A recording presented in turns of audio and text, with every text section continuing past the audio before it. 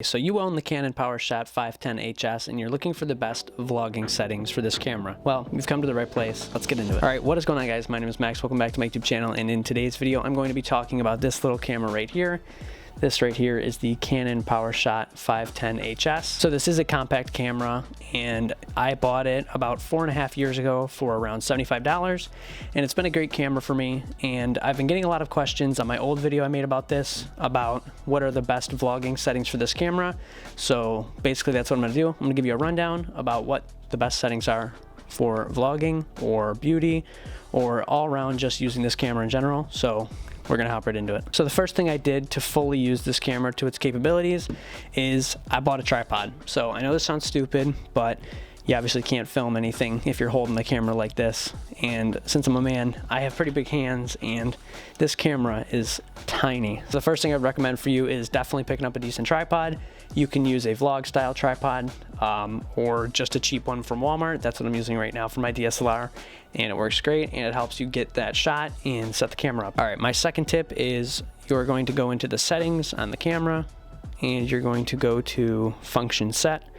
You're gonna go all the way up to my colors. You're gonna go over, and you're gonna go scroll all the way down, and you're gonna hit custom color.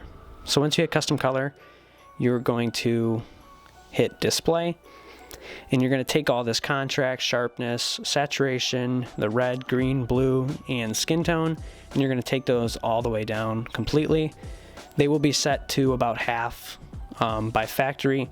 So the whole premise of taking these completely down is you want the camera to produce the most flat image possible, so that way in post you can mess with all your settings and colors and make it how you want. So with this camera, the built-in colors are not that great, so it allows you to change all the settings in post. For example, your contrast, your saturation, even your highlights, your exposure and stuff like that. So you basically have a lot more wiggle room, and it's a lot easier when you're trying to go for that cinematic look. And the next setting is you're going to come all the way down and scroll down to movie quality. You're going to go over whatever the factory setting is, switch it. You're going to want to change it to 1920 by 1080. All right, and the next thing is white balance. For this camera, you can change the white balance on this, so it helps a lot.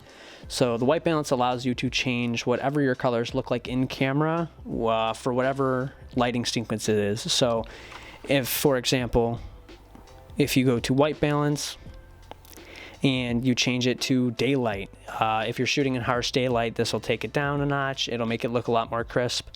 If you're shooting in cloudy weather, change it to cloudy. If you're shooting in an indoor environment like this, you can change it to tungsten, and that'll give you more of a cool look like I'm using right now. But yeah, so that's the next tip. Just change it to how you want. It should always change. You should always be changing your white balance. It should never just stay on auto.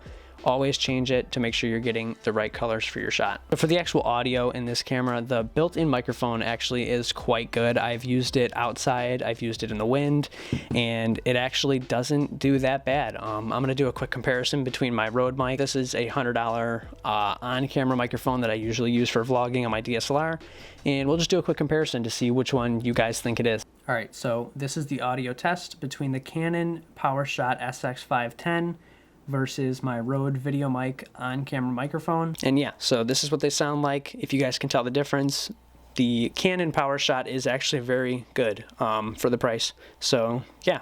And yeah, so basically my last tip is going to be all about lighting.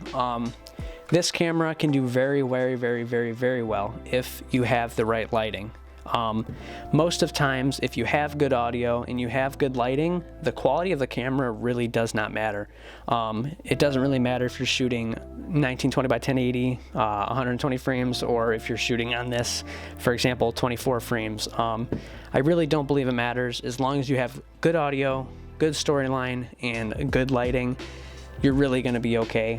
This camera is perfect for it. It's very grab and go. If you guys like this video, I know it was a little short, but I hope I answered all your questions and all of your concerns about this camera for vlogging. I really hope you give this camera a shot. It's a great camera to learn the ropes, to just get filmmaking, and yeah. So if you guys like today's video, please leave a like, comment, and subscribe. I make new videos every single week. So yeah, no style, just creating. Peace.